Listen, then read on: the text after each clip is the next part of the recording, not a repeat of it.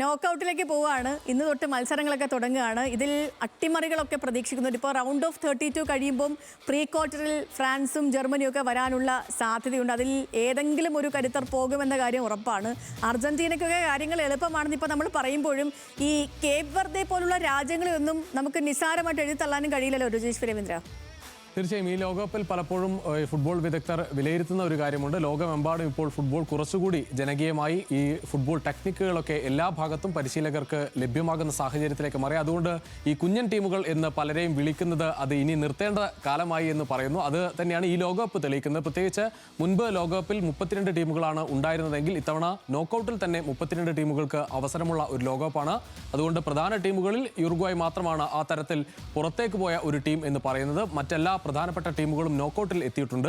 അതോടൊപ്പം തന്നെ ആഫ്രിക്കൻ വൻകരയുടെ ഒരു വലിയ ഒരു മുന്നേറ്റം എന്ന് തന്നെ പറയാം. 10 ആഫ്രിക്കൻ ടീമുകളിൽ 9 ടീമുകളും ഈ നോക്കൌട്ടിലേക്ക് യോഗ്യത ഉറപ്പിച്ചിട്ടുണ്ട്. അത്തരത്തിൽ ചെറിയ ടീമുകൾ എന്നൊക്കെ വിലയിരുത്താൻ പറ്റാത്ത തരത്തിലേക്ക് ഈ മത്സരത്തിൽ, ഈ ഗ്രൂപ്പ് ഘട്ട മത്സരത്തിലുള്ള പ്രകടനങ്ങൾ നമുക്ക് ഒരുപക്ഷെ വിലയിരുത്താൻ പറ്റും. ഇപ്പോൾ കേപ്പ് വെർദെയുടെ കാര്യത്തിലാണെങ്കിൽ കൂടി ഒരു മത്സരം പോലും പരാജയപ്പെടാതെയാണ് കേപ്പ് വെർദെ നോക്കൌട്ടിലേക്ക് എത്തിയിരിക്കുന്നത്. 3 മത്സരങ്ങളും അവർക്ക് സമനില പിടിക്കാനായി. പ്രത്യേകിച്ച് സ്പെയിൻ അടക്കമുള്ള ടീമുകളെ, സ്പെയിൻ, സൗദി അറേബ്യ, യുറുഗ്വായ് ടീമുകളെ സമനിലയിൽ തളച്ചാണ് കേപ്പ് വെർദെ ഈ തരത്തിലുള്ള ഒരു മുന്നേറ്റം നടത്തിയിരിക്കുന്നത്. അതുകൊണ്ട് ആരെയും അങ്ങനെ എഴുതി തള്ളാൻ പറ്റില്ല. പക്ഷേ നമുക്കറിയാം ചില വമ്പൻ ടീമുകൾ നേർക്കുനേർ വരുന്ന പോരാട്ടം അത് പോർച്ചുഗലിനാണ്. ഒരുപക്ഷെ പോർച്ചുഗലിൽ ഈ അവസാന നിമിഷത്തെ സമനില എത്രമാത്രം വലിയ ഒരു വെല്ലുവിളിയാണ് പോർച്ചുഗൽ ഉണ്ടാക്കിയത് എന്നത് ഒറ്റ മത്സരം കൊണ്ട് പോർച്ചുഗലിന്റെ വലിയ വെല്ലുവിളി മുന്നിൽ വന്നു. കാരണം ക്രൊയേഷ്യയെ ആദ്യ മത്സരത്തിൽ തന്നെ നേരിടേണ്ടി വരും. അവിടെ നിന്ന് ജയിച്ചാൽ പോർച്ചുഗലിന്, സ്പെയിൻ ജയിക്കുകയാണെങ്കിൽ സ്പെയിനിനെ നേരിടേണ്ടി വരും. ആ തരത്തിൽ തുടക്കത്തിൽ തന്നെ വലിയ വെല്ലുവിളി പോർച്ചുഗലിനെ മുന്നിലുണ്ട്. പക്ഷേ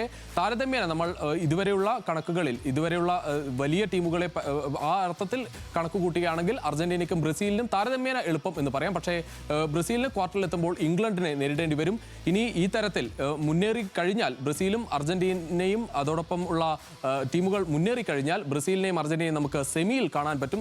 നമുക്കറിയാം ലോകകപ്പിൽ ആകെ 4 തവണ മാത്രമാണ് ഈ 2 ടീമുകൾ നേർക്കുനേർ വന്നിട്ടുള്ളത്.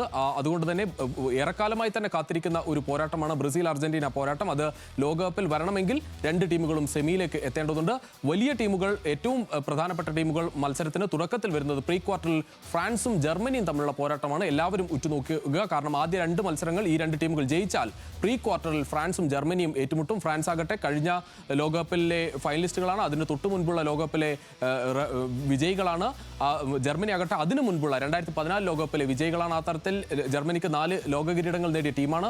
ഇത്തരത്തിൽ വമ്പൻ ടീമുകളിൽ ഒരാൾ ഈ പകുതിക്ക് വെച്ച് പ്രീ ക്വാർട്ടറിൽ വെച്ച് പുറത്തു പോകേണ്ട ഒരു സാഹചര്യമാണ്. എന്തായാലും പോർച്ചുഗലിനെ സംബന്ധിച്ച് നിലവിൽ വലിയ ഫോമിലേക്കല്ല ആ ടീം വന്നിരിക്കുന്നത്. നമുക്കറിയാം മികച്ച താരങ്ങളുള്ള ടീമാണ്. പക്ഷേ ഈ ലോകകപ്പിൽ അല്പം നിരാശപ്പെട്ടുകൊണ്ടാണ് പോർച്ചുഗൽ ടീം നോക്കൌട്ടിലെത്തിയത്. അവിടെയാണെങ്കിൽ ശക്തരായ ടീമുകളെ നേരിടേണ്ടി വരും. ബ്രസീൽ എന്തായാലും നാളെ ജപ്പാനെ ആദ്യ മത്സരത്തിൽ നേരിടും. ബ്രസീൽ ആരാധകർ വലിയ ആകാംക്ഷയോടെയാണ് ആ മത്സരത്തെ നോക്കിക്കാണുന്നത്. ഇന്നത്തെ മത്സരത്തിലേക്ക് വന്നാൽ അത് ദക്ഷിണാഫ്രിക്ക കാനഡ മത്സരം. ദക്ഷിണാഫ്രിക്ക ചരിത്രത്തിൽ ആദ്യമായാണ് നോക്കൌട്ട് കളിക്കുന്നത്. കാനഡ ആതിഥേയരാണ്. ആ തരത്തിൽ ഈ മത്സരവും വളരെ ശ്രദ്ധേയമായി തന്നെ ഇന്ന് വലിയ ആവേശത്തോടെയാണ് ആരാധകർ കാത്തിരിക്കുന്നത്. ശരിക്കും പറഞ്ഞാൽ ഇപ്പം രജേഷ് രവീന്ദ്രൻ ഇങ്ങനെ വിശദമായിട്ട് പറയുമ്പോഴത്തേക്ക് ടെൻഷനാവുന്നു. ഇതിപ്പം ആരൊക്കെ വരും, ആരൊക്കെ പോകുമെന്നൊക്കെ ഓർക്കുമ്പോഴത്തേനും ഇന്ന് ഗ്രൂപ്പ് മത്സരമൊക്കെ ഇന്നുകൊണ്ട് തീർന്നല്ലോ. അപ്പം ആ മത്സരത്തിലേക്ക് കൂടി ഞാൻ ഒന്ന് രജേഷ് രവീന്ദ്രനെ കൊണ്ടുപോകണം. കാരണം മെസ്സിയും റോണോയും ഒക്കെ ഇപ്പം നമ്മൾ അവരുടെ ഫാൻ ആവണമെന്നൊന്നുമില്ല, ഏത് ഫുട്ബോൾ പ്രേമികളുടെയും ആവേശമാണ് റോണോയും മെസ്സിയും ഒക്കെ. ഈ ലോകകപ്പിൽ മെസ്സി ചരിത്രങ്ങൾ തിരുത്തി മുന്നേറുമ്പോൾ റോണോയുടെ പ്രകടനം അത്ര ഇങ്ങനെ മതിയോ എന്നൊരു ചോദ്യം കൂടി വരുന്നില്ലേ രജേഷ് രവീന്ദ്ര? തീർച്ചയായും രണ്ടുപേരും 2 ശൈലിയിൽ കളിക്കുന്ന താരങ്ങളാണ്. റൊണാൾഡോ ഒരുപക്ഷെ കഴിഞ്ഞ മത്സരത്തിൽ ഗോൾ നേടി അദ്ദേഹത്തിൻ്റെ ആ പരാതികളൊക്കെ തീർത്തെങ്കിൽ കൂടി ഇന്നത്തെ മത്സരത്തിൽ ഒരു ഗോൾ ആവശ്യമായിരുന്നു പോർച്ചുഗലിന്. കാരണം പോർച്ചുഗൽ ഇന്ന് ജയിച്ചിരുന്നു എങ്കിൽ ക്വാർട്ടറിൽ അർജന്റീന വരുന്നത് വരെ ആ മുന്നിലുള്ള ടീമുകൾ താരതമ്യേന ദുർബലരായ ഒരു ടീമുകളെ പോർച്ചുഗലിന് ലഭിക്കുമായിരുന്നു. ആ ഭാഗ്യം സത്യത്തിൽ ഇന്നത്തെ ഒരു സമനിലയോടെ അത് കൊളംബിയക്ക് മാറിപ്പോയി.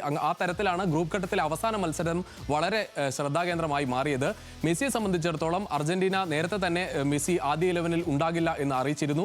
നേരത്തെ തന്നെ ഈ ഏതെങ്കിലും തരത്തിൽ ഒരു മാറ്റം ഈ നോക്കൌട്ടിൽ ഇല്ലാത്ത തരത്തിൽ തന്നെ ആദ്യ 2 മത്സരങ്ങളിൽ ജയിച്ചാണ് നോക്കൌട്ട് ഉറപ്പിച്ചിരുന്നത്. അതുകൊണ്ട് ഈ മത്സരം തോറ്റാൽ പോലും അതിൽ ഒരു മാറ്റം അർജന്റീനയ്ക്ക് ഉണ്ടാകുമായിരുന്നില്ല. ആ ഒരു പ്രതീക്ഷയോടെ മെസ്സിയെ ആദ്യ 11-ൽ ഇല്ലാതെ മിക്കവാറും എല്ലാ താരങ്ങളെയും തന്നെ മാറ്റിക്കൊണ്ട് ഒരു 10ഓളം താരങ്ങളെ മാറ്റിക്കൊണ്ടാണ് അർജന്റീന ഇന്നത്തെ മത്സരത്തിലേക്ക് ഇറങ്ങിയത്. അതുകൊണ്ട് തന്നെ അർജന്റീനയെ സംബന്ധിച്ചിടത്തോളം അവരുടെ ബെഞ്ചിനെ ഏത് തരത്തിൽ ഒരു സാഹചര്യത്തിൽ ഇറക്കേണ്ടി വരുമ്പോൾ ആ ബെഞ്ച് സ്ട്രെങ്ത് കാണിക്കുക എന്നത് മാത്രമായിരുന്നു ഇന്നത്തെ മത്സരത്തിൽ ഉണ്ടായിരുന്നത്.